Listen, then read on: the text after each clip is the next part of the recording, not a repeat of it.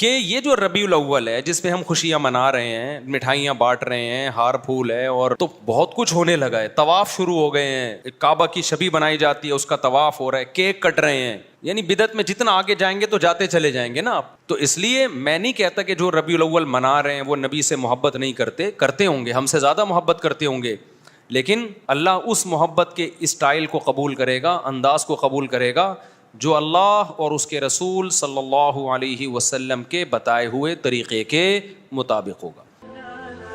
مفتی طارق مسعود کے بیانات کے لیے مفتی صاحب کے آفیشیل چینل مفتی طارق مسعود سپیچز کو سبسکرائب کریں.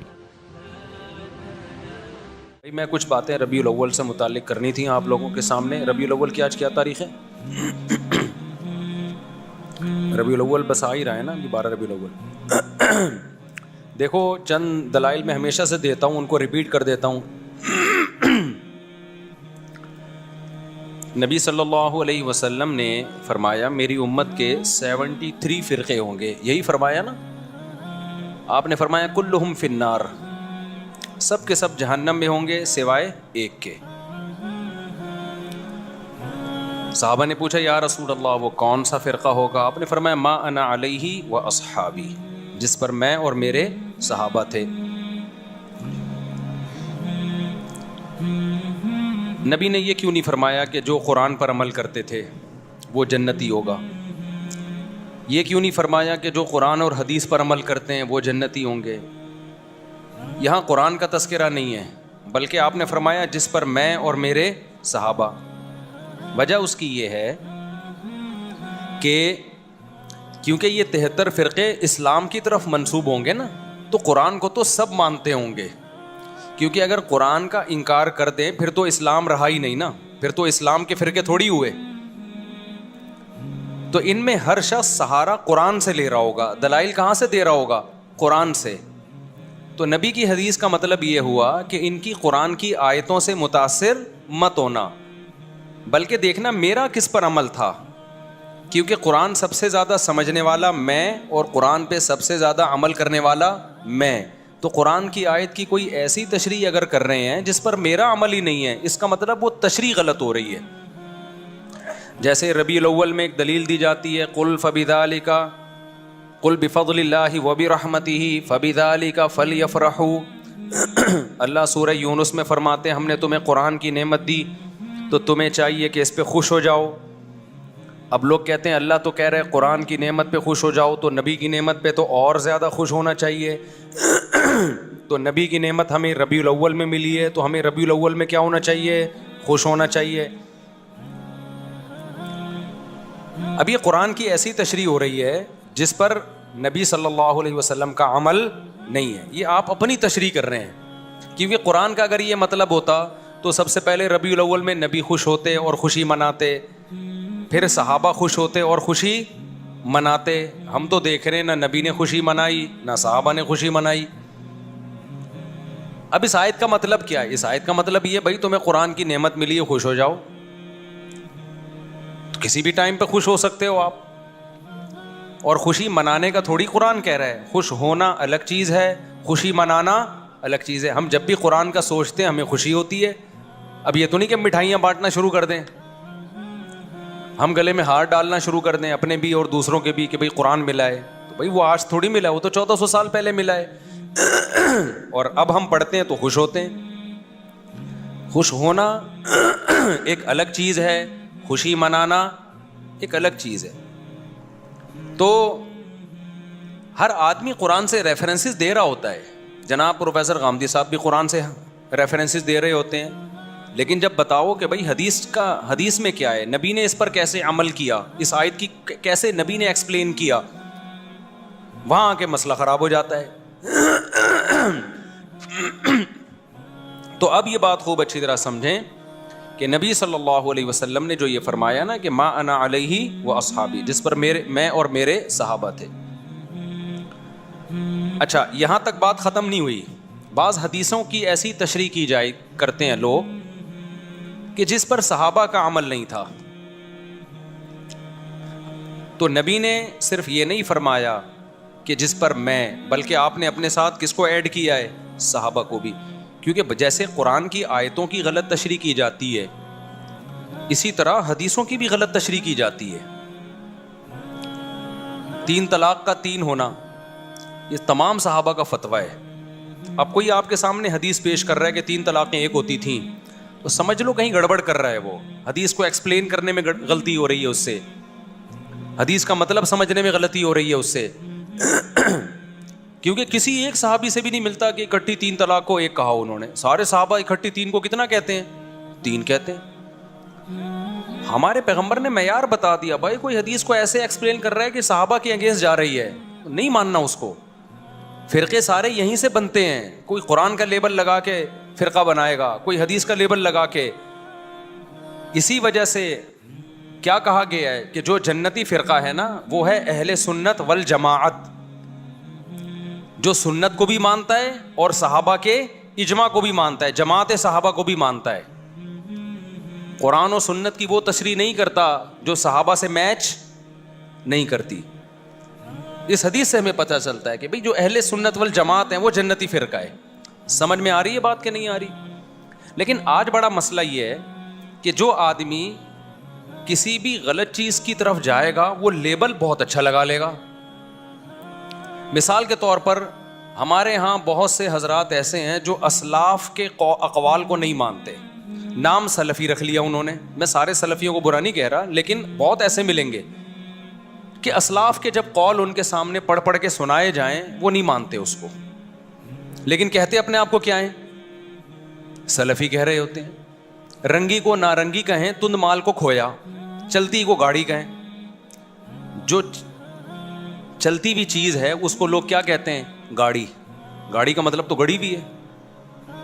اور جو تند مال ہے اس کو کہتے ہیں جو اتنا بہترین مال کو کھویا, یعنی کوئی ہم نے دودھ بھی کھو دیا یہاں. اور نارنگی, حالانکہ وہ تو رنگی بھی چیز ہے نا, اتنا کلر پیارا ہوتا ہے, اس کو لوگ کیا کہتے ہیں؟ نارنگی, یعنی رنگی نہیں ہے اس میں. تو یہی حال آج کل فرقوں کے اچھے اچھے لیبل میں. اسلاف کی ایک نہیں ماننا, نام کیا رکھ لینا؟ سلفی. اہل سنت والجماعت یعنی حدیث اور صحابہ کو فالو نہیں کرنا, سنت اور جماعت, صحابہ کی جماعت کو فالو نہیں کرنا, نام کیا رکھ لینا؟ ہم اہل سنت والجماعت ہیں. سمجھ میں آ رہی بات؟ ملتے جلتے ناموں سے لوگ دھوکہ کھا رہے ہیں. جماعت المسلمین نے کیا گڑبڑ کی؟ حدیث میں آتا ہے جو مسلمانوں کی جماعت سے الگ ہو کے نیا فرقہ بنائے گا وہ جہنم میں جائے گا. جب مسلمانوں کی جماعت سے الگ ہوا ایک فرقہ 1975 میں, اس الگ فرقے, وہ فرقہ جماعت المسلمین سے الگ ہوا ہے نا مسلمانوں کی جماعت سے, اس نے نام اپنا کیا رکھ لیا؟ جماعت المسلمین. تو یہ ملتے جلتے ناموں سے دھوکہ کھانے کی بالکل بھی ضرورت نہیں ہے. یہ لیبل ہے مارکیٹ میں چل رہے ہیں. میں بار بار ایک مثال دیتا ہوں کہ ایک آدمی نے چینی کی بوری پہ چاول لکھا ہوا تھا. لوگوں نے پوچھا بھائی اس کے اندر چینی ہے, باہر چاول کیوں لکھا ہوا ہے؟ کہتا ہے مکھیوں کو دھوکہ دینے کے لیے. تو بتاؤ مکھی دھوکے میں آ جائے گی؟ مکھی تو دھوکے میں نہیں آتی, کیونکہ بوری کے اندر جو چینی کی خوشبو ہے وہ اس کو لائے گی. آپ لیبل سے دھوکے میں آتے ہو. جو اپنے آپ کو سلفی کہتے ہیں آپ سمجھتے ہو یہ اسلاف کے قول اقوال پر عمل کرتے ہیں. جو اپنے آپ کو اہل سنت والجماعت کہتا ہے آپ سمجھتے ہو یہ حقیقت میں اہل سنت والجماعت ہیں. جو اپنے آپ کو جماعت المسلمین کہتا ہے آپ سمجھتے ہو یہ سچی مچی کے جماعت المسلمین ہے. آپ اس خوشبو کو نہیں دیکھ رہے کہ عملی دنیا میں کون ہے جو حدیث اور صحابہ کو فالو کر رہا ہے, پریکٹیکل لائف میں کون ہے. اس پہ آپ غور و فکر کرنے کے لیے تیار ہی نہیں ہو. تو ناموں سے میں جانے کی بالکل بھی ضرورت نہیں ہے. کام کو دیکھو, کام کیا ہے؟ کام اہل سنت والجماعت والا ہونا چاہیے. اب یہیں سے ہم ربیع الاول کو دیکھتے ہیں. ربیع الاول کو کہ یہ جو ربیع الاول ہے جس پہ ہم خوشیاں منا رہے ہیں, مٹھائیاں بانٹ رہے ہیں, ہار پھول ہے, اور اب تو بہت کچھ ہونے لگا ہے. طواف شروع ہو گئے ہیں, ایک کعبہ کی شبیہ بنائی جاتی ہے, اس کا طواف ہو رہا ہے, کیک کٹ رہے ہیں. یعنی بدعت میں جتنا آگے جائیں گے تو جاتے چلے جائیں گے نا آپ. لیکن آپ پہلے اسٹیپ سے دیکھیں, مٹھائیاں تو بٹتی ہیں, حلوے تو پکتے ہی ہیں. یہ تو بہت کم درجے کا کوئی بدعت کو فالو کرے گا نا تو پہلا اسٹیپ ہے اس کا. لیکن ہمیں تو ایک لڈو بھی نہیں ملتا نبی کی سیرت میں. حلوہ تو آگے کی چیز ہے بھائی. ایک مبارک بادی کا پیغام بھی نہیں ملتا ہمیں. پیغمبر کی سیرت میں کہ ربیع الاول آیا ہو اور ہمارے نبی نے کسی کو مبارکبادی کا پیغام دیا ہو, یا چلو نبی نے نہیں دیا صحابہ نے دیا ہو, کوئی ایک ضعیف موضوع روایت بھی نہیں ہے اس بارے میں. سمجھ میں آ رہی ہے بات کہ نہیں آ رہی؟ تو اب اگر کوئی اسکالر قرآن و سنت کے دلائل کے انبار لگا دیں, اس کا مطلب بھائی وہ قرآن و سنت کی اپنی اخپل تشریح ہے. یہ پشتوں میں کہتے ہیں اخپل ہے. ہمیں صحابہ میں نہیں ملتی یہ چیز, نہ تابعین میں ملتی ہے, نہ تبع تابعین میں ملتی ہے. یہ تو ہندوستان میں بہت بعد میں جا کے ایک رسم شروع ہوئی ہے. تو اس لیے میں نہیں کہتا کہ جو ربیع الاول منا رہے ہیں وہ نبی سے محبت نہیں کرتے ہوں گے, ہم سے زیادہ محبت کرتے ہوں گے, لیکن علم نہ ہونے کی وجہ سے محبت کا رخ ٹھیک بولو نہیں ہے.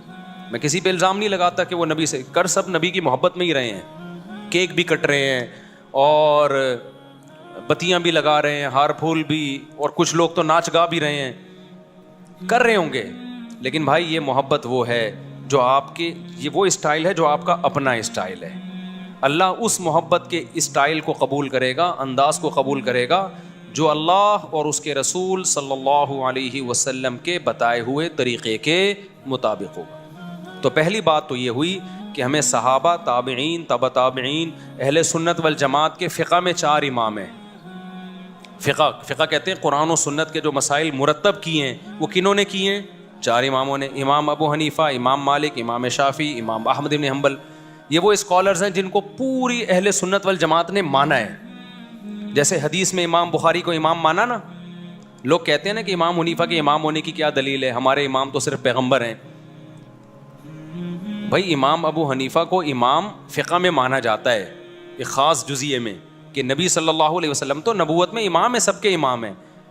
اس کی مثال ایسے جیسے امام بخاری حدیث میں امام ہیں یا نہیں. اب کوئی کہے نہیں ہمارے امام صرف امام نبی صلی اللہ علیہ وسلم ہے, تو ابے بھائی تو کدھر کی کدھر لگا رہا ہے. اس سینس میں ہم تھوڑی امام ابو حنیفہ کو امام بولتے ہیں, ہم اس سینس میں امام ابو حنیفہ کو امام بولتے ہیں جس سینس میں ہم امام بخاری کو حدیث کا امام بولتے ہیں. تو اسی سینس میں ہم امام ابو حنیفہ کو فقہ کا امام بولتے ہیں. فقہ کا مطلب کیا ہے؟ قرآن و حدیث سے مسائل مرتب کر کے ہمارے سامنے پیش کیے, انہوں نے کیے یا ان کے شاگردوں نے ان کے حکم پہ کیے, لیکن یہ انداز ان کا تھا. ایک مرتب شکل میں ہمارے پاس اسلامی قانون آئے, ایک ریسرچ ہو کے. یہ کام امام شافعی نے بھی کیا, امام مالک نے بھی کیا, امام احمد بن حنبل نے بھی کیا, اور بھی کچھ اماموں نے کیا, لیکن وہ پنپ نہیں پایا امت میں. اللہ کی طرف سے اس کو مقبولیت نہیں ملی. علماء صالحہ نے اس کو اس طرح قبول نہیں کیا, ان کے کام کو ایکسیپٹ کیا. جیسے بہت سارے محدثین گزرے ہیں, لیکن سب تو مشہور نہیں ہوئے نا. جن سے اللہ نے کام لیا, جن کو امت میں مقبولیت ملی, وہ امام ابو داؤد ہیں, امام بخاری ہیں, امام مسلم ہیں, امام بہقی ہیں, اور امام ابن ماجہ ہیں. تو یہ مشہور لوگ ہیں جن کو بس اللہ کی مرضی ہوتی ہے, امت میں کسی کو اللہ مقبولیت عطا کر دیتے ہیں جس سے اللہ دین کا کام لینا چاہیں. تو اس سینس میں امام حنیفہ کو امام کہا جاتا ہے. کچھ لوگ کہتے ہیں ہمارے امام تو صرف محمد صلی اللہ علیہ وسلم ہے, اور کوئی ہمارے امام نہیں ہے. ان کو اپنے دماغ کے علاج کی ضرورت ہے. ایک صاحب کہنے لگے, میں نے کہا قائد اعظم نے فرمایا. اس نے کہا قائد اعظم جو ہے نا صرف پیغمبر صلی اللہ علیہ وسلم ہے. قائد اعظم مطلب سب سے بڑے قائد, وہ صرف محمد صلی اللہ علیہ وسلم ہے. ابے میں نے کہا کدھر کی کدھر لگا رہا ہے. قائد اعظم ہم اس سینس میں نہیں کہتے کہ نبی کے مقابلے میں, وہ تو یقیناً پیغمبر صلی اللہ علیہ وسلم ہے. قائد اعظم کا مطلب جتنے دنیا میں اس زمانے میں امام جو محمد علی جناح کے دور میں جو بھی قائدین ہیں جنہوں نے اپنے قوموں کی آزادی کے لیے محنت کی, اس سینس میں ہم قائد اعظم کہتے ہیں. تو آج کل سینس لیس لوگ ہیں اور وہ ہمیں کہہ رہے ہیں ہم سے دین سیکھو, جن کو امام کے لفظ کا مطلب نہیں. امام ہر جگہ مختلف معنی میں استعمال ہوتا ہے. اب آپ کو ہمارے امام مفتی طارق مسعود صاحب ہیں, اگلا کہ ہمارے امام تو صرف جو ہے محمد صلی اللہ علیہ وسلم ہے. تو آپ کہو بھائی ہم مسجد کے امام کی بات کر رہے ہیں, نماز میں ہمارے امام مفتی صاحب ہیں. اگلا بولے نہیں, نماز میں بھی ہمارا امام محمد صلی اللہ علیہ وسلم ہے. آپ کو بھائی اصل میں یوں بتانا چاہ رہا ہوں کہ نماز میں, جمعے کی نماز میں ہمارے امام مفتی طارق مسعود صاحب ہیں. آپ کہیں نہیں, جمعے میں بھی ہمارا امام کون ہے؟ محمد صلی اللہ علیہ وسلم ہے. ہم ان کو دیکھیں. اس کا مطلب یہ پاگل ہے, یہ کیا ہے, اس سے بحث کرنا فضول ہے. تو امام ابو حنیفہ کو محمد صلی اللہ علیہ وسلم کے مقابلے میں امام نہیں کہا جاتا. امام ابو حنیفہ کو اس سینس میں امام کہا جاتا ہے کہ رسول اللہ صلی اللہ علیہ وسلم سے جو حدیثیں منقول ہیں، اسی طرح قرآن سے اور صحابہ کے جو اقوال ہیں ان کو چھانٹی کر کے ان میں بحث مباحثہ کر کے دلائل کی قوت کی زور سے ایک رائے قائم کر کے اسلامی لا کو ریٹن فارم میں لانا، اور پھر پوری دنیا کے علماء کا اس پہ اعتماد کرنا یا بڑی دنیا کا اس پہ اعتماد کرنا، اس سینس میں ان کو امام کہا جاتا ہے. سمجھ میں آ رہی ہے بات کہ نہیں آ رہی ہے؟ اس سینس میں امام کہا جاتا ہے. تو اہل سنت والجماعت کے فقہ میں جو حدیثوں میں امام بخاری بھی امام ہے، امام مسلم بھی ہے، امام ابو داؤد بھی ہیں. اب اگر کوئی حدیث کی آج ایسی تحقیق لا رہا ہو جو امام بخاری کی تحقیق سے میچ نہیں کر رہی، تو آپ اس کی تحقیق کو مانو گے؟ اٹھا کے دیوار پہ پھینک دو گے، بولا کہ تو نیا آیا ہے کیا؟ یہ کام ائمہ محدثین پہلے کر چکے ہیں. اسی طرح یاد رکھو فقہ میں یہ چاروں کو امام مانا گیا ہے، اور ان کے شاگردوں کو ان کے بعد امام مانا گیا ہے. اور ان کے شاگرد صدیوں سے چلتے چلتے آج تک آ رہے ہیں. امام شافعی کے بھی امام احمد بن حنبل یہ امام بخاری کے استاذ ہیں. اب سوچو امام بخاری کا استاذ کیا بلا ہوگا، وہ میں بلا برے سینس میں نہیں کہہ رہا، یعنی علم میں کیا مقام ہوگا جو امام بخاری کے کیا ہیں، استاذ ہیں. اور پھر امام احمد بن حنبل کے استاذ ہیں امام شافعی، سمجھ رہے ہو؟ پھر امام شافعی کے استاذ ہیں محمد ابن حسن جو امام ابو حنیفہ کے شاگرد ہیں، اور امام محمد بن حسن کے استاذ کون ہیں؟ امام ابو حنیفہ. تو انہوں نے مرتب کیا ہے، ان کے شاگردوں نے کیا، لیکن انہی کے حکم پہ اور انہی کے اقوال کو ترتیب دے کے نا، کتاب الوضو، کتاب الزکوٰۃ، کتاب الصوم. اس سے پہلے یہ ترتیب ہمیں نہیں ملتی تھی، جیسے حدیثوں کی ترتیب نہیں ملتی تھی ہمیں، حدیثیں تو تھیں، ترتیب نہیں تھی. تو ایسے ہی فقہ کے مرتب ہونے سے پہلے فقہ تو تھا، مسائل تو تھے، مرتب بعد میں کیا گیا ہے. اب جب ایک چیز مرتب ہو جاتی ہے نا تو پھر آپ اس کے پابند ہو جاتے ہیں. پھر اس میں یہ کہنا کہ اس کی کیا دلیل ہے کہ میں ابو حنیفہ یا امام شافعی کے فقہ کو فالو کروں، نبی کے دور میں تو کچھ بھی نہیں تھا. تو میرے بھائی یہ بالکل ایسی فضول بات ہے جیسے کوئی کہ مجھے کیا ضرورت ہے امام بخاری کی کتاب کو فالو کروں، نبی کے دور میں تو یہ کتاب تھی نہیں. بھائی نبی کے دور میں یہ ساری حدیثیں تھیں، مرتب بعد میں کیا گیا، صحیح ضعیف کو چھانٹا بعد میں کیا ہے. جب کر لیا تو اب آپ اس کو فالو کرنا پڑے گا آپ کو اس کو. تو اسی طرح نبی کے دور میں، صحابہ کے دور میں مسائل تھے، مرتب نہیں تھے، چھانٹی نہیں تھے، ضعیف قول بھی تھا، صحیح قول بھی تھا. ان ائمہ نے مرتب کر کے قانون کو مرتب کر دیا. اب جب مرتب کر دیا، پوری امت اس پہ جمع ہو گئی. اب آپ اس سے ہٹو گے تو آپ ایک نیا فتنہ کھڑا کرو گے. اب آپ کو اس کا پابند ہونا ہے. میں سمجھا پا رہا ہوں اپنی بات؟ تو اس لیے اب جو دلیل دی جاتی ہے وہ ایسے کہ قرآن، حدیث، اجماع امت اور فقہ، وہ اسلامی فقہ جو آج سے پہلے اہل سنت والجماعت کے اماموں نے مرتب کر دیا ہے. اب اس میں دکھانا پڑے گا آپ کو. تو ہم دیکھتے ہیں ان چاروں میں ربیع الاول کا تذکرہ نہیں ملتا ہمیں کہ ربیع الاول کوئی مقدس مہینہ ہے، یا ربیع الاول میں لڈو کھانا ہے، یا لڈو میں اس لیے بولتا ہوں مزہ لڈو میں ہے، حلوے بولنے میں مزہ نہیں آتا. بھائی ہم ربیع الاول میں لڈو کھا نہیں رہے، بولنے تو دو نا، اتنی بھی سختی نہیں ہے اسلام میں. تو لڈو کا جو مزہ ہے نا، اصل میں یہ لڈو میں نے یہاں سے سیکھا ہے. ہمارے بچپن میں ایک دوست تھے، وہ کہیں رشتہ لینے بھیجا نا انہوں نے، تو ان کا رشتہ ہو گیا. تو وہ ہمارے بڑوں، خاندان کے بڑوں میں سے آتے تھے. تو اب وہ جس دن جا رہے تھے نا منگنی کرنے، تو میرا کزن مجھے کہہ رہا تھا ان کے دل میں لڈو پھوٹ رہے ہیں. تو وہاں سے مجھے لڈو کا لفظ یاد ہو گیا. ان کے دل میں کیا پھوٹ رہے ہیں؟ وہ اپنی نا مسکراہٹ چھپا نہیں پا رہے تھے. تو میرے دوست نے مجھے بولا ان کے دل میں لڈو پھوٹ رہے ہیں. لیکن شادی کے بعد پھر جو ایسے ان کے دل میں کریلے پھوٹے ہیں نا، وہ اللہ ہی جانے. تو خیر، تو ہم دیکھتے ہیں نہ امام ابو حنیفہ سے اس بارے میں کچھ منقول ہے، نہ امام شافعی سے، نہ امام مالک سے، نہ امام احمد ابن حنبل سے. یہ چاروں فقہ کے امام ہیں جن کو پوری دنیا میں فالو کیا گیا ہے. آپ انڈونیشیا میں جاؤ گے سارے شافعی ملیں گے، ملیشیا میں جاؤ گے سارے شافعی ملیں گے آپ کو، ایران میں جاؤ گے جو اہل سنت والجماعت میں سارے حنفی ملیں گے آپ کو، ازبکستان، آذربائیجان جو روس سے آزاد ریاستیں ہیں ان میں سارے حنفی ملیں گے آپ کو. پورا افغانستان حنفی ہے، پورا پشاور حنفی، پورا لاہور، سوائے چند فیصد لوگوں کے جو حنفی نہیں ہیں، وہ بھی اب حنفی نہیں ہوئے. ان کے باپ دادوں میں جاؤ گے وہ بھی سارے کیا تھے؟ حنفی. کچھ لوگ کہتے ہیں ہم منگول ہیں، تو منگول سارے حنفی تھے جب اسلام قبول کیا تھا انہوں نے. سمجھ میں آ رہی ہے بات؟ کچھ لوگ کہتے ہیں ہم کیا ہیں؟ منگول ہیں. تو آپ ماضی میں جاؤ گے سارے منگول کیا تھے؟ جب اسلام قبول کیا تھا سارے کیا تھے؟ وہ حنفی تھے.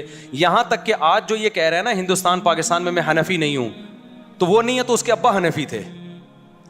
ابا نہیں ہو تو دادا حنفی تھے, دادا نہیں تو پردادا تو کنفرم کیا تھے, حنفی. اسلام آیا ہی حنفی ہی اسلام لے کر آئے ہیں بر صغیر میں. سمجھ میں آ رہی ہے بات؟ بر صغیر میں اسلام کون لے کر آیا ہے؟ حنفی لائے ہیں. تو سارے حنفی تھے. جتنے بر صغیر میں آپ کو حنفیوں کے علاوہ نظر آئیں گے نا, یا شافیوں کے علاوہ, تو وہ دادا پردادا پردادا کے اوپر, بس اس سے آگے ان کے سارے کون تھے؟ وہ حنفی. تو پوری دنیا میں جہاں بھی اسلام گیا ہے نا, اور آج تھوڑی گیا ہے, صدیوں پہلے گیا ہے, تو یا تو حنفی تھے. پورا افریقہ مالکی ہے, وہاں امام مالک کے فالوورز پہنچے جنگوں میں, جہاد میں, تو وہاں سارا کیا ہے؟ فقہ مالکی ہے. ملیشیا, انڈونیشیا, سارا کیا ہے؟ فقہ شافعی ہے. پورا ہندوستان, پورا بنگلہ دیش, پورا افغانستان, پورا برما, یہ پوری آبادی چائنا سے کئی گنا زیادہ ہے, یعنی کئی گنا تو نہیں لیکن بہت زیادہ ہے. یہ سارے کیا تھے بھائی؟ جب اسلام آیا حنفی تھے. کوئٹہ پورا کیا جب اسلام آیا؟ حنفی. افغانستان میں جتنے بڑے بڑے جہادی کمانڈر گزرے ہیں, جو لڑتے رہے ہیں غیر مسلموں سے, ہندوستان میں آ کے جو راجپوتوں سے لڑائیاں ہوئی, ہندوؤں سے لڑائیاں ہوئی, پانی پت کی لڑائی, وہ سارے حنفی تھے. شاہ اسماعیل شہید رحمۃ اللہ علیہ جو انگریزوں کے خلاف جہاد کرنے نکلے, وہ اور ان کی فوج میں سارے کیا تھے؟ حنفی. مجدد الفسانی رحمۃ اللہ علیہ, جنہوں نے جب اکبر بادشاہ نے نیا دین نکالا اور ملحد ہو گیا, اس کے جو ہے نا اس کو اصلاح کرنے والے اور ہندوستان میں اسلام کو بچانے والے مجدد ثانی, وہ بھی کیا تھے؟ تو آپ کو ہندوستان کی 1200 سالہ تاریخ میں سارے حنفی ملیں گے. آپ ملیشیا کی 1200 سالہ تاریخ میں سارے شافعی ملیں گے آپ کو. سعودی عرب کی 1200 سالہ تاریخ میں 70-75% حنبلی ملیں گے آپ کو. سمجھ رہے ہیں؟ اور یہ چاروں اہل سنت کے والجماعت کے مکاتب فکر ہیں. اب یہاں لوگ ایک بات کہتے ہیں کہ ہمیں تو نبی نے حنفی نہیں کہا, نہ ہمیں نبی نے شافی کہا ہے. سمجھ رہے ہو بات کو؟ ہم تو مسلم ہیں, یقیناً مسلم ہیں, غیر مسلم کے مقابلے میں. اللہ نے ہمارا نام مسلم رکھا ہے, کس کے مقابلے میں؟ غیر مسلم. لیکن جب اہل سنت والجماعت میں ہی قانون مرتب ہو گیا, تو اس قانون میں اگر کوئی ایک مکتبہ فکر کو فالو کر رہا ہے, تو وہ دوسرے مکتبہ فکر سے جو اپنی پہچان الگ کرے گا, مسلم کہہ کے نہیں کرے گا. اب کوئی شافعی یہاں بیٹھا ہوا ہو, مجھ سے پوچھے آپ کیا ہیں, میں کہا مسلم, تو کہے گا میں کیا غیر مسلم نظر آ رہا ہوں تجھے؟ تو حنفی کہا جاتا ہے شافعی کے مقابلے میں, حنبلی کہا جاتا ہے شافعی کے مقابلے میں. اور اس کی ضرورت کبھی پڑتی نہیں ہے, کبھی پڑے تو کہا جاتا ہے, ورنہ پڑتی نہیں ہے ضرورت اس کی. سمجھ رہے ہو کہ میں تو ابھی صرف یہ بتانے کے لیے بتا رہا ہوں کہ یہ جو آج کل نئے نئے مارکیٹ میں فرقے آ رہے ہیں نا, کہ ہمارا کوئی فقہی دین نہیں ہے, نہ ہم حنفی ہیں نہ شافعی ہیں, ان کے ابا دادا پردادا کیا تھے؟ سارے حنفی تھے. اب یا تو وہ سارے غلط تھے یا یہ غلط ہیں. تو لوگ بڑے آرام سے کہہ دیتے وہ سارے غلط تھے. وہ سارے کیا تھے؟ غلط. میرے ایک بیان پہ کسی نے کمنٹس کیے کہ اگر صدیوں سے مسلمان غلط چیز پہ چلے آ رہے ہیں تو کیا ہم اس غلطی پہ باقی رہیں کیا؟ یہ کمنٹ بہت دفعہ آتے ہیں میرے بیان پہ. مفتی صاحب بار بار یہ کہتے ہیں کیا یہ سارے صدیوں سے غلط تھے, کیا یہ سارے صدیوں سے غلط تھے. پھر لوگ یہ بھی نیچے کمنٹس, میں کمنٹس بہت پڑھتا ہوں اپنے بیانات کے نیچے, تاکہ مجھے بھی اصلاح کا موقع ملے نا, مجھے بھی پتہ چلے ہمارے بیان کا امپیکٹ کیا ہو رہا ہے, پبلک جا کدھر کو رہی ہے. تو بہت سے لوگ یہ کہتے ہیں کیا یہ سارے غلط تھے. پھر دلیل میں کہ یہود و نصارہ میں بھی تو سارے غلط تھے, یہود و نصارہ بھی تو صدیوں سے غلط چلے آ رہے ہیں, تو وہ غلط ہو سکتے ہیں تو ہم نہیں غلط ہو سکتے. تو خوب سمجھ لو, اس قوم کو, اس امت کو یہود و نصارہ پہ قیاس کرنا غلط ہے. یہود و نصارہ میں جو پیغمبر آئے وہ آخری نبی نہیں تھے, لہذا اللہ کی طرف سے کوئی گارنٹی نہیں تھی کہ یہ گمراہ نہیں ہو سکتے, لہذا وہ صدیوں سے سارے گمراہ ہو گئے. وہ آخری نبی نہیں ہے, اور نئے نبی نے آنا ہے. لیکن ہمارے پیغمبر صلی اللہ علیہ وسلم کے بعد اب کوئی نیا پیغمبر نہیں آئے گا, لہذا اللہ نے ضمانت لی ہے کہ اب یہ امت صدیوں سے غلط بات پہ جمع نہیں ہو سکتی, کیونکہ نیا پیغمبر آ کے تھوڑی ٹھیک کریں گے اس امت کو. تو علماء صلحاء نہیں ٹھیک کرنا ہے, تو سارے غلط ہو گئے تو ٹھیک کون کرے گا؟ کیا 15ویں صدی میں 2-4 اسکالر آ کے ٹھیک کریں گے کیا؟ نہیں آئی بات میرا خیال ہے سمجھ میں. تبھی حدیث میں آتا ہے لا تجتمع امتی علی ضلالہ, آپ نیٹ پہ لکھیں, اس کا ریفرنس آ جائے گا, عربی میں لکھ دیں آپ.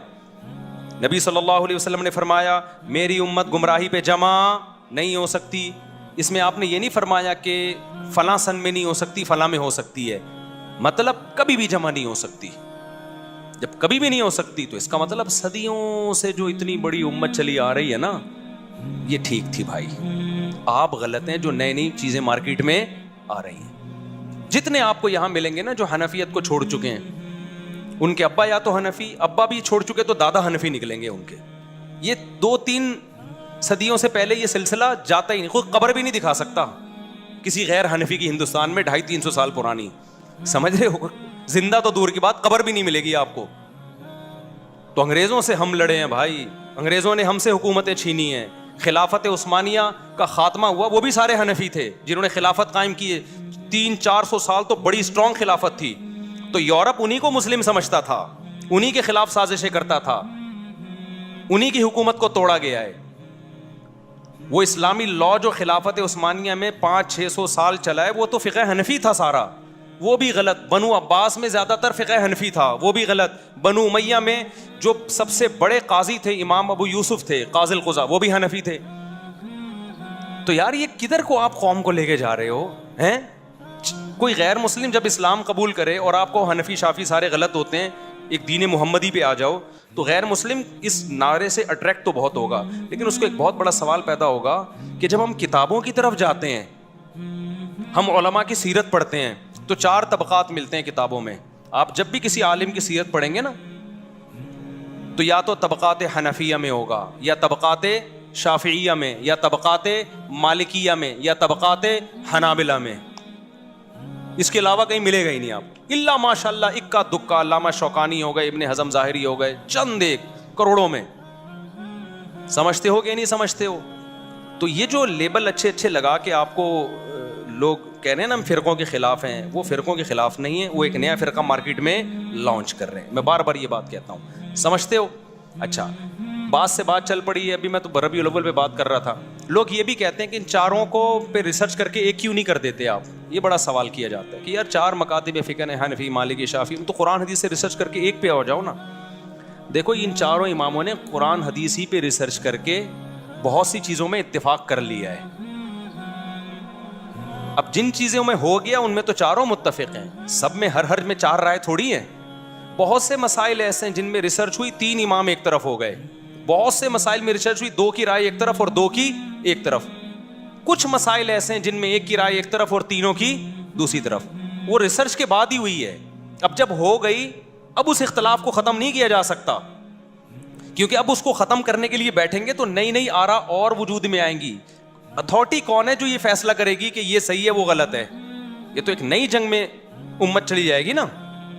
اب اس کا حل یہی ہے کہ ایک کو فالو کرو, دوسرے کو برا مت کہو, کیونکہ وہ بھی قرآن حدیث سے, یہ بھی قرآن حدیث سے ہے.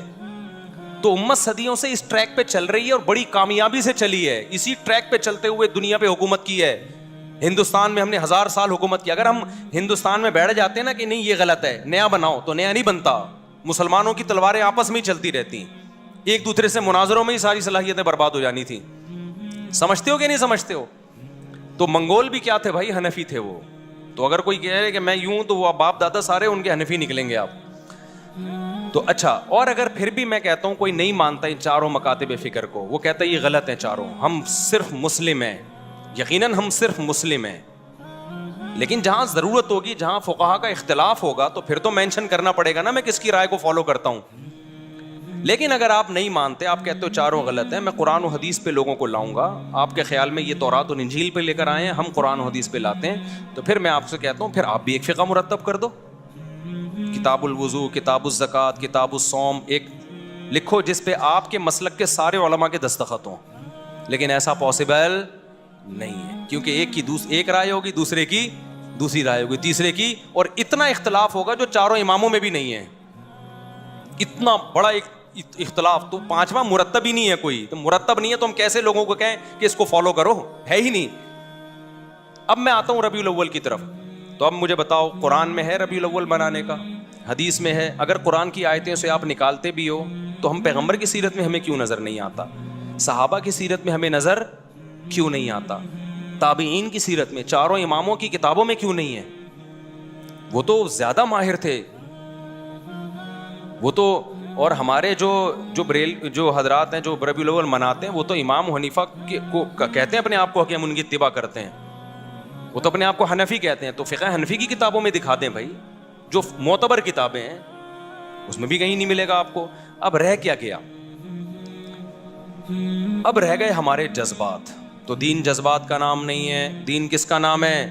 اللہ اس کے رسول کی اطاعت کا نام ہے. اب میں ایک بات آپ سے کر کے اپنی بات کو ختم کرتا ہوں کہ دیکھو ہمیں حدیث میں ملتا کیا ہے کہ نبی صلی اللہ علیہ وسلم نے اپنی ولادت کے دن کو کیسے منایا ہے. منایا بھی ہے کہ نہیں منایا؟ ہمارے نبی صلی اللہ علیہ وسلم کی صحیح حدیث سے ثابت ہے کہ آپ پیر کے دن پیدا ہوئے. یہ بات سب مانتے ہیں, امت کا اتفاقی عقیدہ ہے کہ نبی کس دن پیدا ہوئے؟ پیر کے دن. آپ صلی اللہ علیہ وسلم پیر کے دن روزہ رکھا کرتے تھے. صحابہ نے پوچھا تو آپ نے فرمایا یہ میری ولادت کا دن ہے. مجھے بتاؤ روزہ اور عید یہ جمع ہو سکتے ہیں؟ بولو, عید کے دن کوئی روزہ رکھتا ہے؟ حالانکہ آپ صلی اللہ علیہ وسلم نے اور کوئی بھی ایسا کوئی دن منایا نہیں ہے, صرف ایک ولادت کو منایا. کس طرح سے؟ روزہ رکھ کے. اس میں یقیناً یہ حکمت تھی کہ امت اس کو سیلیبریٹ کرنا نہ شروع کر دے, اس کو تہوار کے طور پہ منانا نہ شروع کر دے. روزہ رکھ کے مہر لگا دو کہ اس میں تہوار اور عید کا عنصر ختم. اگر آپ صلی اللہ علیہ وسلم روزہ نہ رکھتے تو یہ نیوٹرل ہوتا ہے, یہ دن نہ تہوار کا ہوتا نہ روزے کا ہوتا. پھر بھی تہوار منانا جائز نہیں تھا کیونکہ تہوار کے لیے ثبوت کی ضرورت تھی. قرآن و سنت سے ثبوت دکھانا چاہیے. ہم خود سے تو کوئی عید نہیں بنا سکتے نا بھائی. ایک عید الفطر ہے اس کی ہمیں دلیل ملتی ہے, ایک عید الاضحیٰ ہے اس کی دلیل ملتی ہے. بیچ میں کسی دن کو ہم عید منا لیں تو جائز ہوگا؟ لوگ بولیں گے قرآن حدیث سے دکھاؤ. تو اگر نبی صلی اللہ علیہ وسلم نے پیر کے دن روزہ نہ بھی رکھا ہوتا تو بھی یوم ولادت کو سیلیبریٹ کرنا یا تہوار کے طور پہ منانا ہمارے لیے جائز نہیں ہوتا, کیونکہ بخاری مسلم کی حدیث ہے لکل قوم عید ولنا عیدان. آپ نے فرمایا ہر قوم کے لیے سال میں ایک دن تہوار کا ہوتا ہے اور ہمارے کتنے ہیں؟ دو. تو دو, ایک عید الفطر اور ایک عید الاضحیٰ. یہاں تک بات کلیئر ہو گئی. لیکن ہمارے نبی نے اس سے آگے بڑھ کے باقاعدہ روزہ رکھا, اور روزہ اور تہوار جمع نہیں ہو سکتے. تو تہوار کا تو کانسیپٹ ہی ختم ہو گیا ہے.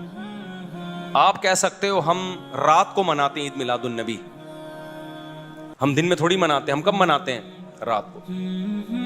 اور بڑی مشکل میں اسلامی تہوار جتنے بھی ہوتے ہیں دن میں ہوتے ہیں, راتوں میں غیر مسلموں کے تہوار ہوتے ہیں. عیسائیوں کی کرسمس صبح 8 بجے ہوتی ہے, رات کو 12 بجے ہوتی ہے. رات کو عیسائیوں کو دیکھا ہوگا سج دھج کے بتیاں لگا کے جو بھی وہ کرتے ہیں. ہمارے تہوار دن کی روشنی میں, جبکہ دن میں نبی نے روزہ رکھ لیا. اب ایسا نہ ہو آپ 12 بجے کو روزہ رکھنا شروع کر دو. پیر کا روزہ ہے, 12 کا تو روزہ بھی نہیں ہے. یہ تو میں سمجھانے کے لیے, کیونکہ روزے کے لیے بھی ثبوت چاہیے. ویسے تو سال میں کسی بھی دن روزہ رکھو آپ, اسپیشل اس دن کو زیادہ فضیلت سمجھ کے روزہ رکھنا یہ جائز نہیں ہے. تو نبی نے اپنے یوم ولادت میں روزہ رکھا. پہلی بات, تہوار رات کو نہیں ہوتے. اسلامی تہوار کب ہوتے ہیں؟ دن میں ہوتے ہیں. کیوں؟ اسلام نے دن کی روشنی میں, کیونکہ رات کے نا جب خوشی مناتا ہے تو برائیوں کی طرف ذہن جاتا ہے انسان کا, شراب کباب کی طرف جاتا ہے. تبھی دیکھو کرسمس میں کتنی شرابیں پی جاتی ہیں, کتنا کچھ ہوتا ہے الٹا پلٹا. اسلام نے کانسیپٹ رات سونے کے لیے, عبادت کے لیے, دن کیا ہے؟ خوشی کے لیے. صبح صبح ہم عید کی نماز کیسے نہا دھو کے آتے ہیں, اس بہانے بہت سے پوستی صبح اڑے جاتے ہیں اس بہانے. کتنا نورانی وقت ہوتا ہے. جمعہ بھی ایک چھوٹی عید ہے, حدیث میں اس کو بھی مجازن عید کہا گیا ہے. اس میں بھی خطبہ ہوتا ہے جیسے عیدوں میں ہوتا ہے. اس میں بھی 2 رکعتیں ہوتی ہیں جیسے عید میں. جمعے کی وہی شرائط ہیں جو عید کی شرائط ہیں. جمعہ گاؤں میں نہیں ہوتا. صحابہ کرام گاؤں سے جمعہ شہر میں پڑھنے آیا کرتے تھے. عید کی نماز بھی گاؤں میں نہیں ہوتی. جمعے کے لیے بھی کچھ شرطیں ہیں کہ اتنے افراد ہوں گے تو جمعہ ہوگا. عید کے لیے بھی شرطیں ہیں کہ اتنے افراد ہوں گے تو عید کی نماز ہوگی. 2 آدمی عید کی نماز نہیں پڑھ سکتے, 2 آدمی جمعے کی نماز بھی نہیں پڑھ سکتے. عید میں بھی خطبہ ہے, جمعے میں بھی کیا ہے؟ خطبہ. عید کے دن روزہ رکھنا بھی حرام, اور اسپیشلی جمعے کو خاص کر کے روزہ رکھنے کو بھی نبی نے ناپسند کیا ہے. تو ساری باتیں جمعے میں عید والی پائی جاتی ہیں کہ نہیں پائی جاتی؟ اب آپ ذرا دلائل کو سمجھیں. اس سے پتہ چلتا ہے جمعے میں بھی عید کا کانسیپٹ ہے. اب آپ دیکھو, سب سے پہلے جو آسمانی مذہب ابھی جو باقی ہیں ان میں یہودی مذہب تھا, ان کے لیے ہفتے کا دن مقدس, ہفتے کے دن وہ جمع ہو کے عبادت کرتے. اس کے بعد کون سی قوم آئی؟ عیسائیوں کی، ان کے لیے کون سا دن مقدس تھا؟ اتوار کا. اس کے بعد مسلمان آئے تو کون سا ہونا چاہیے تھا؟ پیر کا. کیا خیال ہے بھائی؟ تو وہ تو نبی کا یوم ولادت بھی تھا. تو وہ تو دو وجہ سے، ایک تو یہ کہ ہم عیسائیوں کے بعد آئے تو اتوار کے بعد پیر بنتا ہے، اور دوسرا ہمارے نبی کا یوم ولادت بھی ہے تو نور اللہ نور. اب تو ہمارے لیے پیر کا دن اور مقدس ہونا چاہیے تھا، اور تہوار منانا چاہیے، نہا دھو کے کپڑے پہن کے. جمعہ جو ہے پیر کو ہونا چاہیے تھا، لیکن اسلام نے کیا کر دیا اس کو؟ ریورس. نا نا نا نا نا، اتوار کے بعد پیر تو آتا ہے، اور تم آئے بھی عیسائیوں کے بعد ہو، لیکن میں ریورس کر کے جمعے کی طرف لے جاؤں گا، تاکہ کسی کے ذہن میں یہ تصور نہ بیٹھ جائے کہ نبی کا چونکہ یوم ولادت ہے اس لیے اس کو سیلیبریٹ کرنے کے لیے ہمیں یہ دن مقدس بنا کے ہمیں دیا گیا ہے، تاکہ ہم اس میں نہائیں دھوئیں، صاف ستھرے کپڑے پہن کے مسجدوں میں آئیں. تو آپ مجھے بتاؤ، ہفتے میں 7 دن ہیں، ان میں ایک دن یوم ولادت ہے، تو آپ نہاتے اس دن ہو، خوشبوئیں اس دن لگاتے ہو، یا جمعے کو لگاتے ہو؟ کبھی دیکھا نبی صلی اللہ علیہ وسلم نے پیر کے دن خوشبوئیں لگائی ہوں، نہائے ہوں؟ ویسے تو آپ ڈیلی خوشبو لگاتے تھے، لیکن اسپیشلی جو آپ کے لیے جوڑا تھا وہ جمعے کے دن کے لیے تھا. جو اچھا جوڑا پہنتے تھے آپ، اسپیشلی جو خوشبوئیں لگاتے تھے وہ کس دن؟ جمعے کے دن. اسپیشلی جو آپ نے نہانے کا حکم دیا کس دن؟ جمعے کے دن. اسپیشلی جو اچھے سے اچھا کپڑا پہننے کا حکم دیا کس دن؟ جمعے کے دن. تو پیر کو کیوں نہیں کیا آپ صلی اللہ علیہ وسلم نے؟ میں سمجھا پا رہا ہوں اپنی بات؟ تو تمام دلائل سے پتہ چلتا ہے بھائی کہ ہمارے نبی تو روزہ رکھ کے اس میں بڑی عید کا کانسیپٹ بھی ختم کر رہے ہیں، اور چھوٹی عید کا کانسیپٹ جو جمعے والی عید ہے اس کا کانسیپٹ بھی ختم کر رہے ہیں. تو اتنا کچھ ہونے کے بعد بھی اگر آپ کہتے ہو کہ نہیں جی نبی کے یوم ولادت کو ہم نے سیلیبریٹ کرنا ہے، ہم نے خوشی منانی ہے، جو نہیں منا رہے وہ شیطان ہے، سبھی تو جہاں میں خوشیاں سوائے ابلیس کے، سبھی تو جہاں میں خوشیاں، ایسا کوئی شعر ہے. تو باتیں کرنے پر گورنمنٹ کی طرف سے کوئی پابندی نہیں ہے، لیکن ان دلائل کو اللہ کے سامنے دے کر آپ اللہ رسول کو مطمئن نہیں کر سکتے. تو یہ دیوبندی بریلوی بحث نہیں میں کر رہا. دیوبندی بریلوی تو بہت بات کے نام ہیں، ہم تو بات کر رہے ہیں سیدھا سیدھا. بھائی قرآن کی بات کرو، حدیث کی بات کرو، اور آپ فقہ میں فقہ حنفی کو فالو کرتے ہو. آپ کہتے ہو قرآن حدیث کی تشریح میں جب اختلاف ہوگا تو ہم کس کو فالو کریں گے؟ فقہ حنفی کو فالو کریں گے. یہی مطلب ہوتا ہے فقہ حنفی کو فالو کرنے کا. یہ مطلب نہیں ہوتا کہ قرآن حدیث کے خلاف ہم فقہ حنفی کو فالو کر رہے ہیں، یا نبی کے خلاف. نبی کے خلاف کوئی شخص فقہ حنفی کو فالو کرے تو وہ کافر ہے، کیونکہ نبی کی بات پر ابو حنیفہ کی بات کو ترجیح دے رہا ہے وہ. لیکن ہوتا ایسے نہیں ہے، ہوتا یہ کہ نبی کے بات کے کئی مطلب نکل رہے ہیں، تو اس میں کس کی رائے کو ترجیح دی جا رہی ہے؟ ابو حنیفہ کی رائے کو. اپنی رائے کے بجائے یا آج کل کے اسکالرس کے بجائے فقہ حنفی کو ترجیح دی جا رہی ہے، یا فقہ شافعی کو ترجیح دی جا رہی ہے. تو آپ تو کچھ بھی نہیں ہے آپ کے پاس. تو اس کا مطلب یہ ہوا کہ بھائی پھر یہ خواہشات ہیں یا وہ جذبات ہیں جس پہ اللہ اس کے رسول صلی اللہ علیہ وسلم کی طرف سے مہر نہیں لگی ہے. تو پھر بدعت اسی کو تو کہتے ہیں، اٹ از کالڈ بدعت. اور کسے کہتے ہیں بدعت؟ تو اچھا ایک آخری بات میں کر کے، اگر یہ واقعی تہوار ہے نا 12 ربیع الاول یا یوم ولادت، اب تو 12 ربیع الاول نبی کا تاریخ ولادت ہے ہی بھی نہیں، لیکن اب فرض کر لیں کہ چلو ہے. اگر یہ ہے تو اس میں دو چیزیں ہیں. دنیا میں جتنی بھی قومیں ہیں نا، جتنے بھی مذہب ہیں، ان کا اپنے تہواروں میں کوئی اختلاف نہیں ہوتا. وہ سب سیلیبریٹ کرتے ہیں تہوار کو. تہوار کی یہ ڈیفینیشن ہے. جیسے ہندوؤں کا بھی کوئی دن آیا ہوا تھا نا 1-2 دن پہلے، تو سارے ہندو، یہاں تک کہ جو سیکولر لبرل ہندو ہیں وہ بھی منا رہے، بلکہ بہت سے مسلمانوں بھی منانا شروع کر دیا ان کے ساتھ. عیسائیوں کا تہوار 25 دسمبر کو آتا ہے. اٹلی کیا، جرمنی کیا، پیرس کیا، امریکہ کیا، پاکستان کیا، سعودی عرب کیا، کہیں دنیا میں کوئی عیسائی ہوگا وہ کرسمس منائے گا. کوئی زیادہ منائے گا، کوئی تھوڑا منائے گا، مخالفت کوئی نہیں کرے گا. تہوار تواتر سے چلا آتا ہے سب. جیسے اسی طرح مسلمانوں کے تہوار ہیں عید الفطر، عید الاضحیٰ. دن میں اختلاف ہوگا کہ آج منانی ہے کہ کل منانی ہے، وہ تو تاریخ میں اختلاف کی وجہ سے نا. لیکن ایسا ہوتا ہے کہ سعودی عرب میں عید منائی جا رہی ہے، جاپان میں نہیں منائی جا رہی. بھائی جاپان کے مسلمان بھی منا رہے ہیں، سعودیہ کے بھی، کراچی کے بھی، پنجاب کے بھی. جو لبرل مسلمان ہیں وہ بھی منا رہے ہوتے ہیں. کچھ نہ کچھ وہ بھی مبارکباد دے دیتے ہیں. جنہوں نے پورے رمضان روزہ نہیں رکھا، تراویح نہیں پڑھی، کچھ بھی نہیں کیا، وہ بھی کہتے ہیں بھائی عید مبارک. کہتے ہیں کہ نہیں کہتے؟ اگر یہ 12 ربیع الاول ہمارا تہوار ہے، عید کا دن ہے، تو اس میں اتنا بڑا اختلاف کیوں ہے؟ پھر اتنا بڑا اختلاف ہے، پورے ملک میں یہ شارٹ ہے. پورے سعودی عرب میں ایک جھنڈا بھی نظر نہیں آئے گا آپ کو. آپ کہہ دو وہ وہابی ہیں, وہ فلانے ہیں, وہ ڈمکانے ہیں. میں بھی اس بحث میں نہیں پڑھ رہا کہ کون وہابی ہے کون غیر وہابی ہے. میں تو کہہ رہا ہوں تہوار چاہے وہابی ہوں, وہابڑے ہوں یا غیر وہابڑے ہوں, وہابی کی سپرلیٹو ڈگری وہابڑا. بعض لوگ ہمیں یوں کہتے ہیں یہ وہابی نہیں, یہ تو وہابڑے ہیں, بہت بڑے وہابی ہیں ہم لوگ کے بارے میں. بعض لوگ کہتے ہیں تو وہابڑے ہوں یا غیر وہابڑے ہوں, بات یہ ہے کہ اگر وہ تہوار ہے تو پھر تو جو بھی اسلام کی طرف منسوب ہوگا سب منائیں گے نا. پورے سعودی عرب میں پتہ ہی نہیں ہوتا کسی کو. پھر میں ملیشیا میں تھا 12 ربیع الاول, چند سال پہلے میں ملیشیا میں تھا, 12 ربیع الاول پتہ ہی نہیں چلا, وہاں پہ گزر گیا تو لوگوں میں بات ہوئی. ہو سکتا ہے کسی محلے میں منایا جا رہا ہو, لیکن باقی پورے ملیشیا میں ہمیں کہیں نظر نہیں آیا. تو یہ کیسا تہوار ہے؟ اچھا جن ملکوں میں منایا جا رہا ہے وہاں بھی پورے ملک میں نہیں, ایک شہر میں دوسرے شہر میں ہے ہی نہیں. پھر جس شہر میں ہے ایک علاقے میں دوسرے علاقے میں نہیں. کراچی میں 12 ربیع الاول منائی جاتی ہے, کھارا در میں منا رہے ہو, ڈیفینس میں نہیں ہے, ناظم آباد میں نہیں ہے. پھر اگر ناظم آباد میں ہے بھی بالفرض تو ایک گلی میں ہے دوسری گلی میں نہیں ہے. پھر ایک گلی میں بھی اگر پوری گلی میں ہو رہی ہے تو سارے گھروں میں نہیں ہو رہی. 2 گھروں میں جھنڈے ہیں, 2 گھروں میں جھنڈے نہیں ہیں. تہوار ایسا نہیں ہوتا بھائی. جو عیدیں ہوتی ہیں, جو تہوار ہوتے ہیں, وہ سب مل کے سیلیبریٹ کرتے ہیں. کھوپڑی شریف میں بات آ رہی ہے, ہمیں کسی پہ طنز نہیں کرنا. میں بار بار ایک بات کہتا ہوں, اپنے جو کانسیپٹ ہیں, نظریات ہیں, جو آپ کا مسلک ہے, جس پہ آپ کو اطمینان ہے, اس کو چھوڑو نہیں اور دوسرے کو چھیڑو نہیں. لیکن دلائل دینے کا تو ہمارا حق ہے, دلائل تو دے سکتے ہیں نا. تو ہم دلائل دے رہے ہیں, ہم چھیڑ کسی. کوئی جھنڈا لگائے تو میں نہیں جا کے اتارتا. ہمارے اڑوس پڑوس میں بھی جھنڈے بھی لگ رہے ہیں, مٹھائیاں بھی آ رہی ہیں, ہم جا کے بھی سلام کرتے ہیں, انکل خیریت سے ہیں آپ, طبیعت ٹھیک, سب اچھے کی رپورٹ. کہتے ہیں وعلیکم السلام مفتی صاحب, سب سیٹ چل رہا ہے, شادی مبارک, السلام, نکل لیے. ہم یہ نہیں کہتے یہ جھنڈا کیوں لگایا ہوا ہے, حلوے کیوں کھا رہے ہو.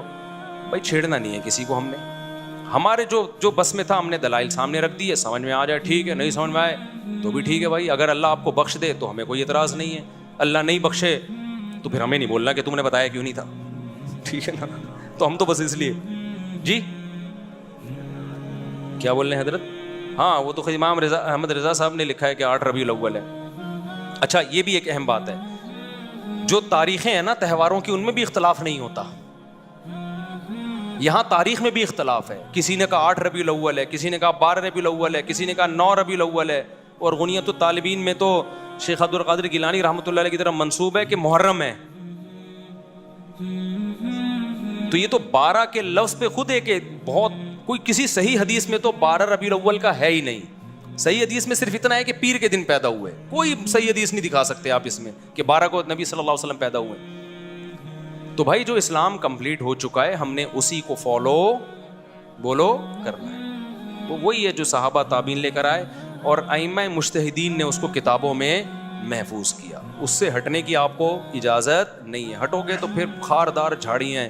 اور ایک اہم بات یہ بھی کہ بدعت کے پاؤں نہیں ہوتے, بدعت چینج ہوتی ہے, سنت چینج نہیں ہوتی. دیکھو فجر کی 2 فرض سنت ہے نا, 1400 سال سے 2 ہی چلے آ رہے ہیں. چینجنگ ہوئی اس میں, لیکن بدعت میں چینجنگ ہوتی ہے. ربیع الاول پچھلے سال جس اسٹائل سے منایا جا رہا تھا اس سے پچھلے سال وہ اسٹائل آپ کو نہیں ملے گا. اس سے پہلے نہیں, 100 سال پہلے جو منایا جا رہا تھا وہ بالکل ہی ڈیفرنٹ تھا. اس میں کیک کاٹنے کا, لڈو کا تصور ہی نہیں تھا. اس میں صرف جلسے ہوتے تھے اور ہار پور اور تھوڑا بہت. تو ہر سال اس میں کیا ہو رہی ہے, چینجنگ. سنت ایک جیسی رہتی ہے, بدعت میں چینجنگ ہوتی رہتی ہے اور یہ ہر سال بدعت بڑھتی ہے. اب تو بہت سے بریلوی علماء بھی پریشان ہیں کہ یار یہ کیا ہو رہا ہے. مفتی منیب صاحب کا کتنی دفعہ بیان آیا ہے کہ یہ ہماری قوم چل کس طرف پڑی ہے, یہ کیا تماشا ہو رہا ہے. آپ نے سنا ہوگا کئی دفعہ, انہوں نے بھی احتجاج ریکارڈ کروایا ہے نا.